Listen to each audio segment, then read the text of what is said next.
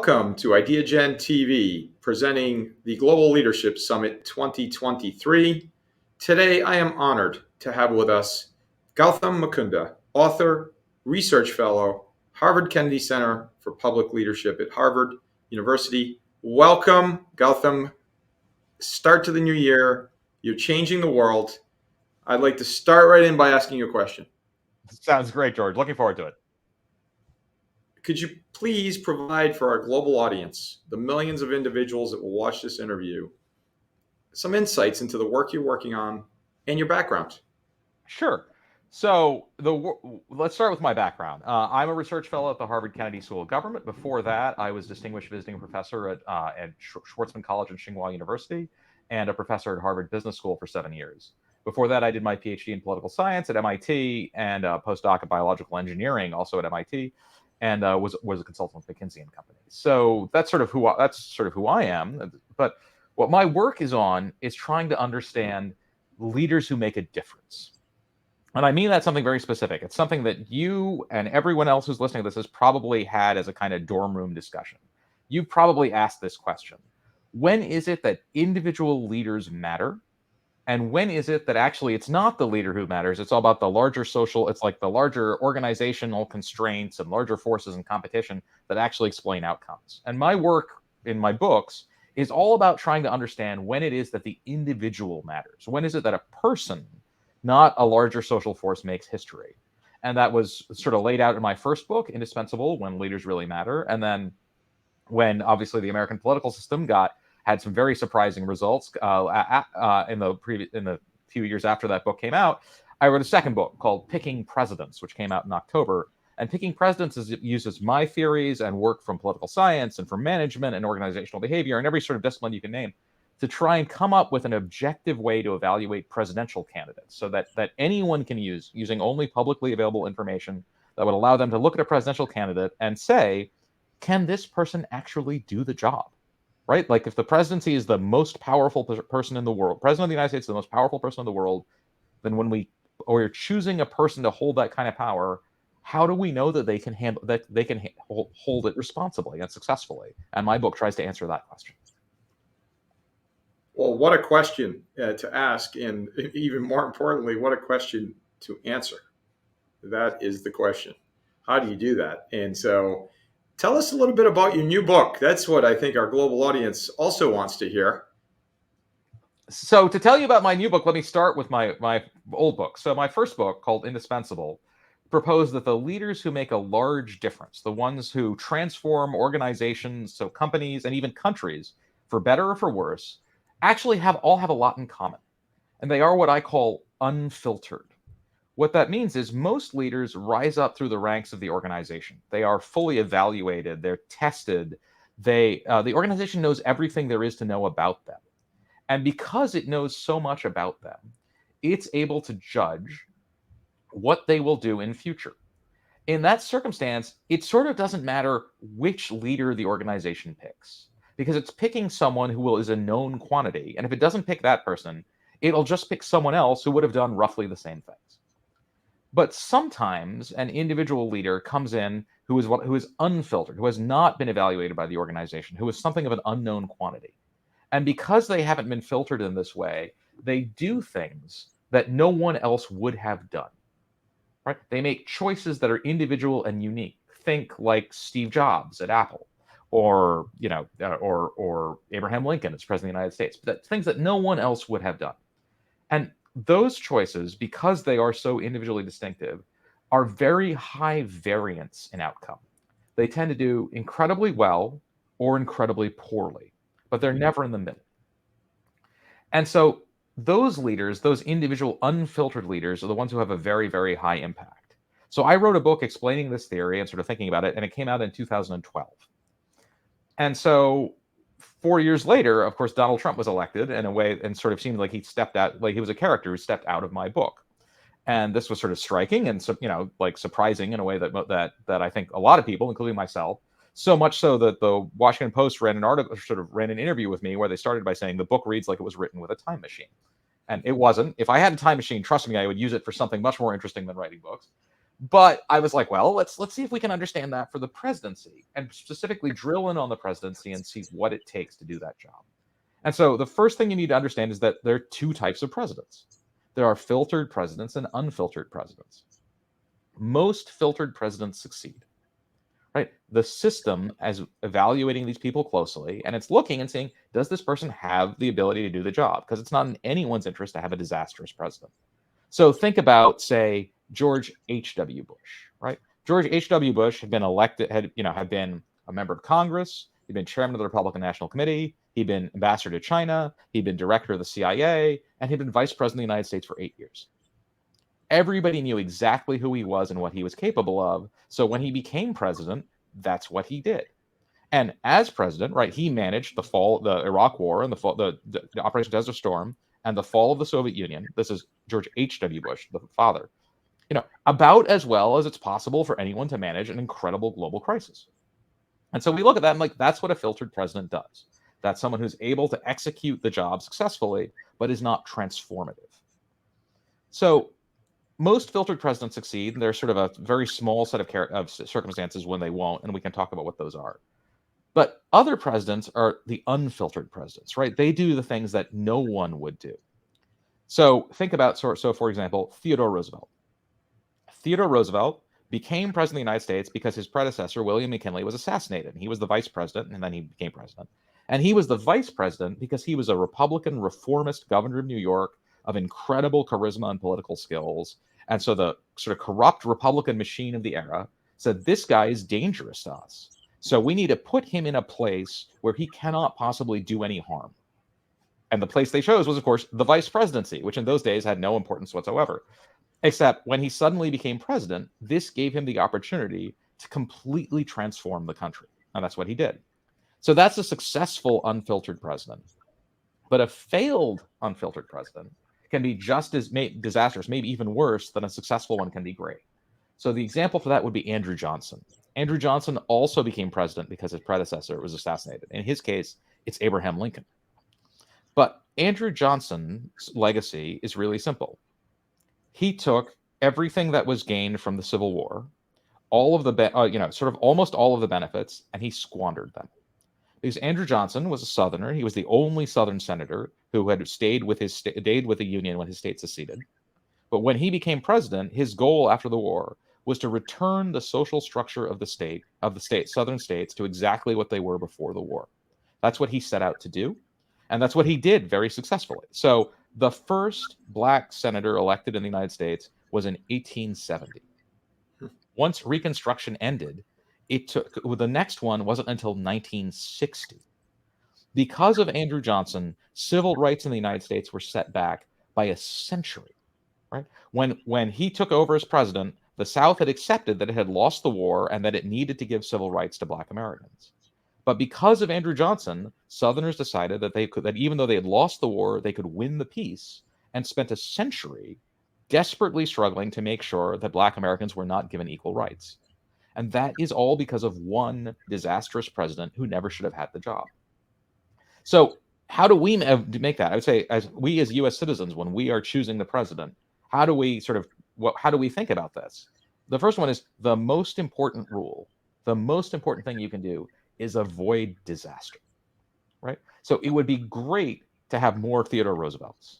But the most important thing the United States can do, as what it is, the most powerful and the wealthiest country in human history, the most important thing the United States can do is avoid more Andrew Johnsons. And so what that says is, first, you should have a bias for filtered presidents. It doesn't mean you should only pick filtered leaders, but you should say, all things being equal, I would rather have a known quantity than an unknown quantity. If you are going to pick an unfiltered leader, someone who you're essentially going to take a gamble, and you should always remember that it is a gamble, what you want to look at is the characteristics that make one of these unfiltered leaders succeed. So there are two ways to look at that. One is, there are characteristics you want to avoid. So things about the unfiltered leaders who fail, what do they usually have in common? Well, one is they have a set of characteristics that make them very impressive on first encounter, but sort of very bad as leaders. So let me give you an example. Narcissism. Narcissists, when you first meet them, are incredibly impressive. and they will tell you how impressive they are. They will tell you how great they are. They will tell you they're the smartest person who's ever lived. That's just part of how narcissists operate, and that's how they go through the world. And because they believe that and they convey that so strongly, you will often tend to believe that too on first encounter. But over the long run, narcissists are catastrophically bad leaders. They are disastrous leaders.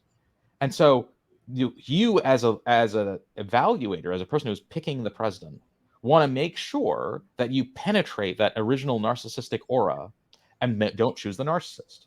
You don't want it. Similarly, Machiavellians, people have Machiavellian personality traits, where they are people who essentially really are very, very good at manipulating others for their own ends. You want to avoid that. Sociopathic traits, people who essentially have no conscience, who are absolutely willing to harm others for their own benefits without any regrets whatsoever. Those three traits are what are called the dark triad. Psychologists, they're so prevalent and so dangerous that psychologists have named them the dark triad. So you always want to avoid any unfiltered leader who has the dark triad. You also want to avoid unfiltered leaders who have a real tendency towards restless risk taking, because of course, if you take risks in your private life, the only person who suffers is you. But if you take risks as the president of the United States, the consequences are infinite. On the other hand, so you want to avoid people who have the dark triad, who have risk taking. You avoid people who just don't have the intellectual capability to be president of the United States, because the presidency of the United States is, in the words of John Dickerson's wonderful book on the presidency, the hardest job in the world. Being extraordinarily intellectually gifted is a huge asset in the presidency, and you want to be careful that if you can't do that. So those are things you want to avoid. You want to avoid people who just aren't up to the job. What do you want to seek out? You want to seek the same thing. You want to seek the brilliant psychologist named Dean Keith Simonton out on the West Coast. He looked at leaders in a wide variety of domains. He looked at presidents, he looked at generals, he looked at scientists, he looked at artists, and across all of these different areas, what Simonton found is that the one characteristic that most strongly predicts leadership performance is what he calls intellectual brilliance. So that's not just IQ, right? So that IQ is just a very small fraction of that. It's also things like, how open-minded are you? How curious are you? How broad are your set of interests? So do you write books? Do you have lots of hobbies? Are you creative? Do you like to travel? Because all of those are traits that are really, really valuable in a leader, because leaders don't just deal with one thing, they deal with many things. So having a curiosity and being willing to change your mind in the face of new information are huge assets for leaders over the course of years.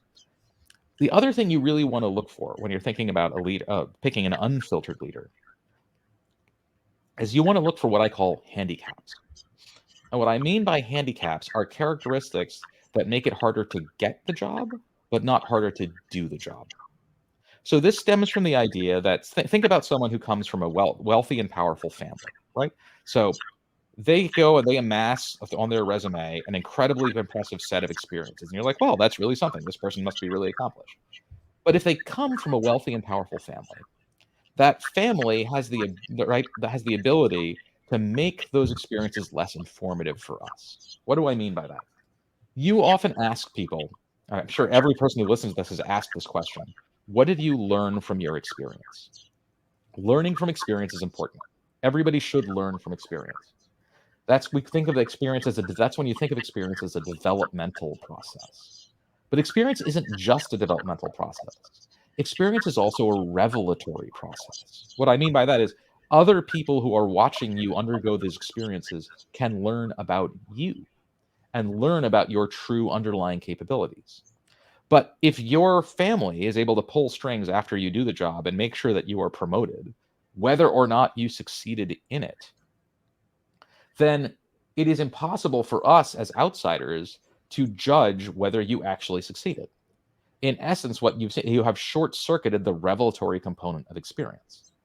And so just as you want to avoid people who have those sort of advantages, you want to seek out people who had disadvantages that made those achievements that they put in their resume more impressive. The way to think about it is, suppose you're able to win the 100-yard dash while you're wearing a weighted vest. Think about how much faster you would be when you take the vest off. So there are lots of characteristics that make it harder to get the job, but not harder to do the job. We know, for example, that being in a racial or ethnic minority makes it harder to rise in American society, right? The American meritocracy is not perfectly rational. And it's just harder if you're Black or a woman or Hispanic or gay or any number of other characteristics. It's harder to get to the top. But once you have the top job, none of those characteristics make it harder for you to do it. And so we should think at anyone who gets close, despite having a handicap like that, as being much more having underlying capabilities that make them much more likely to succeed.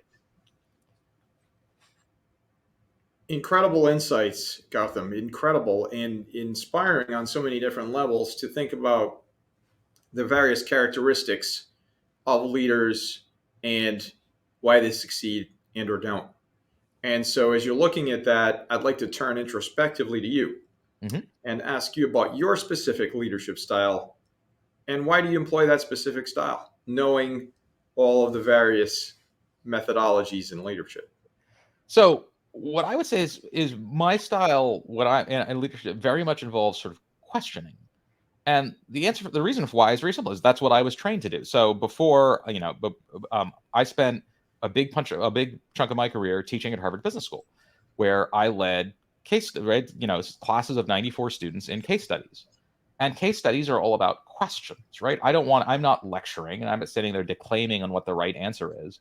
I am engaging with a group of 94 students who are all trying to learn together in questioning. So when I think about how I try to lead groups, what I'm trying to do, and this is what our research on leaders show, is the best leaders are not people who sort of have all the information and make dictatorial choices. They're people essentially who manage the process, right? The best leaders of teams are people who make sure that everyone gets a chance to speak, that everyone gets a chance to contribute, that everyone gets a chance to bring in their specific insights, which, right, not just can be different from mine, they are most valuable when they are different from mine. And so for me as a leader, what the most important thing I can do is hear from you, not make sure that you hear from me. And the best leaders I know are ones who are sort of supremely good at that. I'll highlight a particular person who I try to model myself on when I'm in a leadership situation. Stan McChrystal. So Stan is a name I'm sure many of the people listening here know. He is, in my opinion, America's greatest living soldier. He was a leader of, American Special Forces. He's sort of this extraordinary sort of figure. If you wanted to pick the person to follow into battle, and all the people on Earth, Stan McChrystal is the person you would pick. Certainly, the person I would pick. And more than anyone else I have ever met in my entire life, Stan goes through life wanting people to change his mind. Right? He wants to hear from people who think things differently than he is and to change his mind, because that's when he is learned. That's when he gets better. That's how he thinks about life. So I'm thinking about setting up, my next office in a few weeks, and I've decided that I'm gonna the sign I'm gonna put up on the wall is gonna be very simple. Tell me why I'm wrong. Right? Not tell me that I'm wrong. That's fine. You should do that too. But you need to tell me why I'm wrong. Because when you can do that, then you can probably persuade me that I'm wrong, you can probably persuade me that you're right. And I and the entire team, everyone I lead, will get better because of it. Tell me why I'm wrong. Incredible. And all of these insights provide the roadmap for effective, successful leadership. And so you also have a very extensive background in international relations. Gautam, how do you see leadership differ across cultures? And also, how is it the same?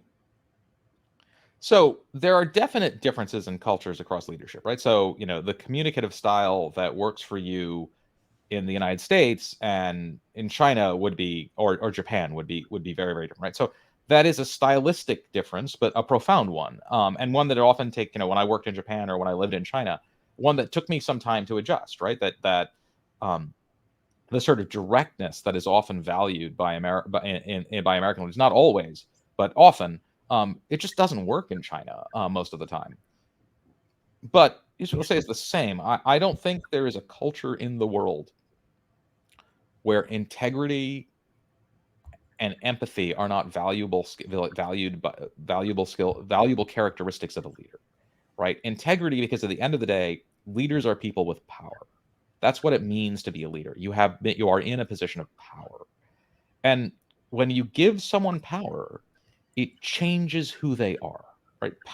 Getting power is one of the most transformative experiences a human being can undergo. For 90% of people, getting power makes them worse. right? 90% of people become worse when they have power. They become more willing to lie, more deceptive, more aggressive, more Machiavellian. 10% of people become better when they have power. They become more community oriented, more altruistic, more generous, more concerned with other people's welfare. Obviously, you want to give power to people who are in the 10%, not the 90%. And the people in those 10%, those are the people who think of every single decision they make as a moral decision. Their central self-identity is that they are moral actors. They are people who do the right thing. And so when you are given, in every society I can think of, the central tension around leaders is we want to make sure that the leaders we have are people we can trust to act not in their own interest, but in our interest. And the fundamental component of that is integrity. And I think that is true everywhere in the world. And so we take integrity, we take your experiences globally, and we shift to diversity. Specifically, Gautam, how does diversity in leadership accelerate innovation? So, I mean, so its first thing is just note, right? That is empirically unquestionable. There is an enormous amount of research on the impact of diversity on innovation, and it finds over and over and over again that more diverse teams and groups are more innovative than less diverse ones. It is just that simple, right? If you want to be more innovative, you need to become more diverse. Period. So why does that happen? So when we think about innovation, right? So how does innovation happen? Innovations, by definition, are what the Israeli social scientist Ezekiel Dror called fuzzy gambles, right? To innovate means that you are doing something that no one else has done before.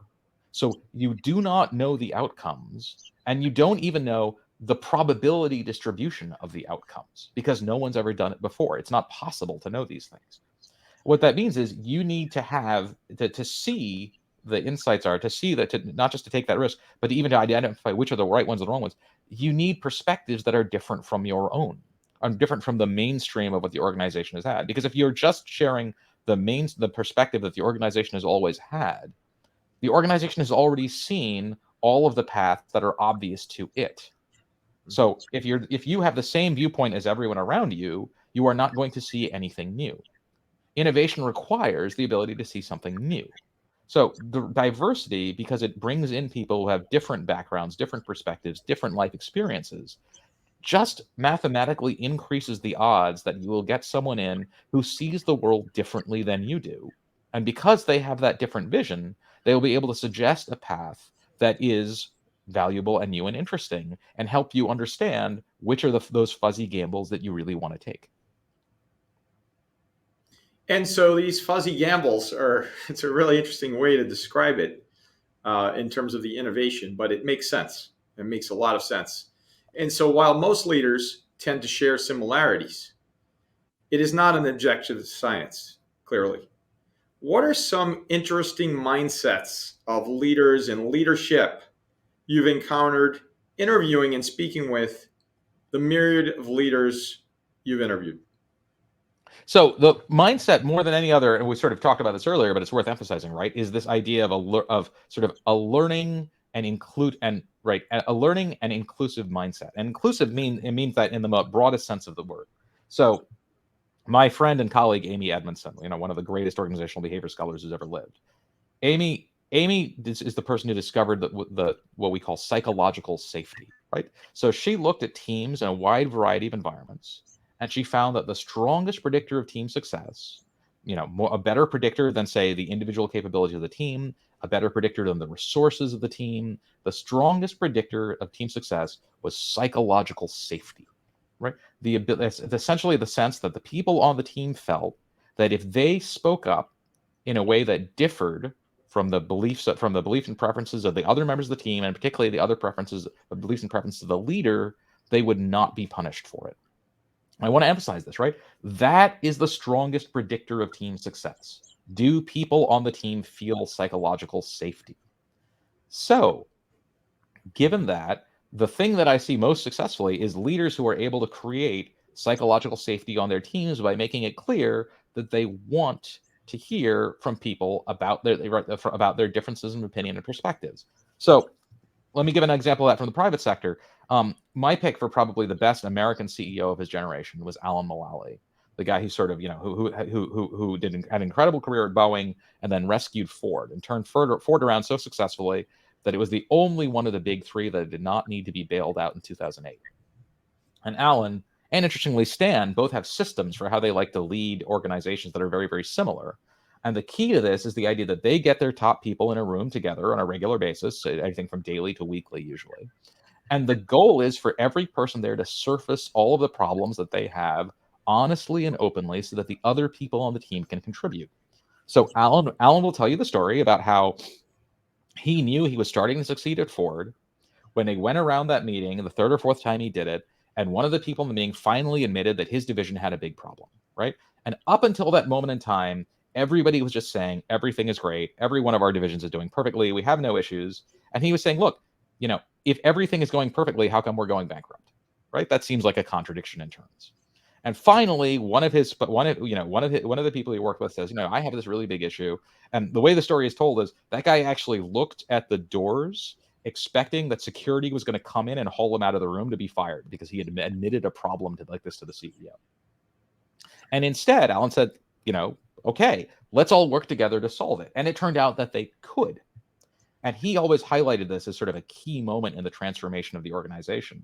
And it's one we should highlight, that this is the thing. There are many, many different ways to lead. Every person has their own style. But successful leaders, the best leaders, are the ones who can make sure that everyone in the organization is willing to speak to them. Incredible. Simple, incredible. And to hear the anecdotal components of that conversation is really powerful.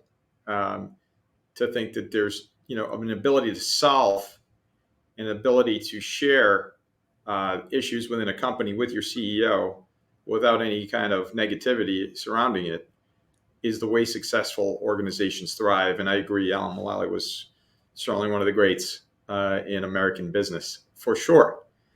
And I'd like to shift to you, Gautam.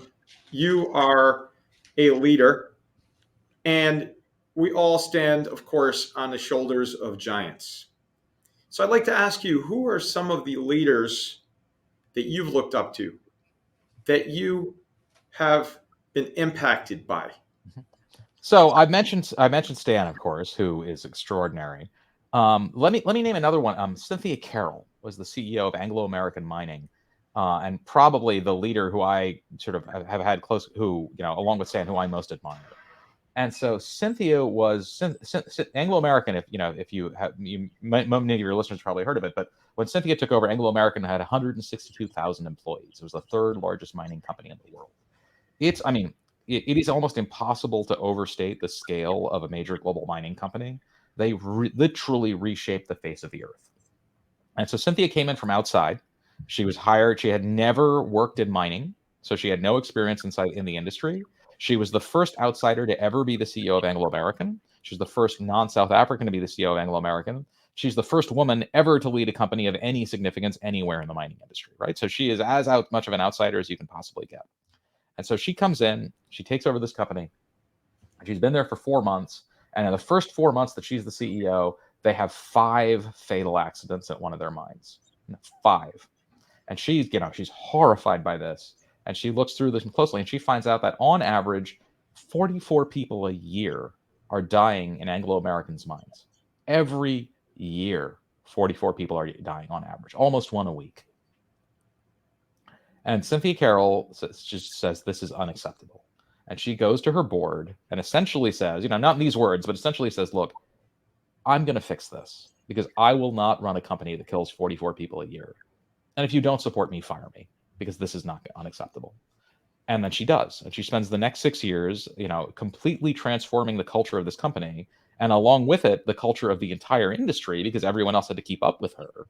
Where by the time she was done, she'd cut their fatal accident rate by more than half, 2/3, and in fact changed the culture so much that it's continued to decline ever since, and transformed the industry's safety culture as well, where company after company around the world, in Africa, which is where many of Anglo American's mines were, but around the world, have had to keep up with her. And so this combination of both, sort of the integrity, the courage to do the right thing even when every conceivable pressure was pushing against you, just keep things the way they were and keep everybody happy and nothing, and keep the stockholders happy and nothing will change, to do that.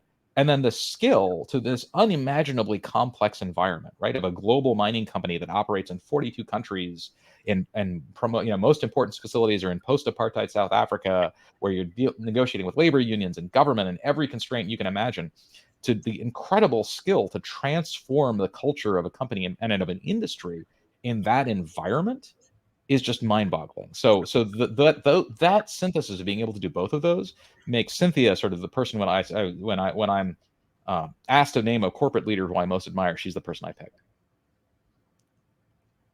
Absolutely amazing to hear about this leadership journey. What a journey. And the examples, Gautam, that you have shared with our global audience are phenomenal, clearly.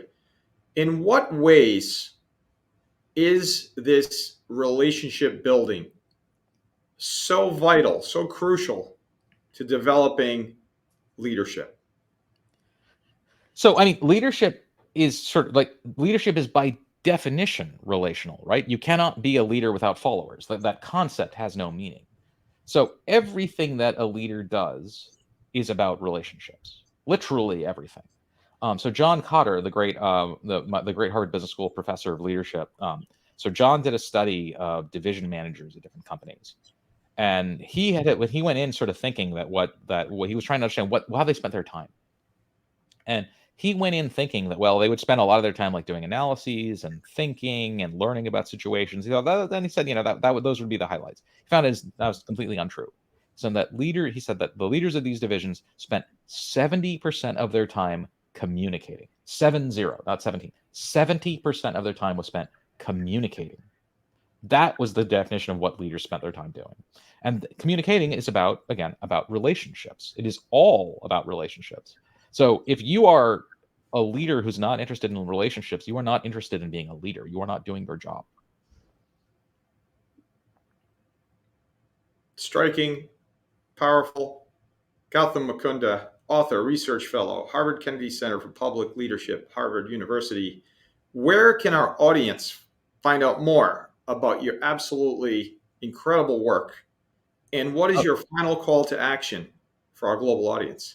Thank you so much. So about my work. So I have written 2 books, Indispensable, When Leaders Really Matter, and Picking Presidents, How to Make the Most Important Decision in the World, How to Make the Most Consequential Decision in the World. You can find those on anywhere books are sold, Amazon, Barnes & Noble, you name it. I host a podcast for Nasdaq, World Reimagined, with Gautam Mukunda. You can listen to that. And I'm on Twitter at gmukunda, at GMUKUNDA, and would love to hear from anyone in the audience. My final call to action is it's sort of simple and profound, right? So Cynthia Carroll, when I was studying Cynthia Carroll's time at Anglo American, my last I went not her on her very last day as CEO. I went down into the mines and I worked a steam drill in the mine, and then I was there for many hours, and I came back up. And so I came back up and I'm meeting some of the workers and things like that, and I was there with some of their people, and we finally found a couple of the workers who spoke enough English that I could speak to them without an interpreter. And so this again, as I said, this is Cynthia's last day as CEO. And so they asked the workers. They said, these 2 workers. They said, "So, is there anything you want to say to Cynthia?" And they were like, "Well, Cynthia, we don't know who that is." And I was like, "Oh, that's fine. They're new." And the person I was with said, "No, they do." And he turns to them and says, "Cynthia, the blonde-haired woman from London, is there anything you want to say to her?" And they said, "Oh, we know who that Cynthia is." So they speak to each other for a little bit, and then they turn to me and they come up, and each of them takes me by one elbow so they can get right up into my face. And then one of them says to me, "You need to tell Cynthia how much she meant to us. You need to tell her that she changed our lives." So there were 162,000 people working in that company. There are millions of people working in the global mining industry in the developing world. And these are some of the most oppressed people on the planet, right? Can you imagine how tough your life is, that working in the mines is the best thing that can happen to you? And these people, because of her, right, are better paid, treated with more dignity, and hundreds, maybe thousands of them are still alive. And so that's what great leadership can do if you have the courage to take a stand and the integrity to do it when it's the right thing, to see what the right thing is and execute on it. So my call to action is simple. Leaders usually know what the right thing to do is. They know what they're called to do. The problem is it's hard to do it. My call to action to them is, you know what you should do.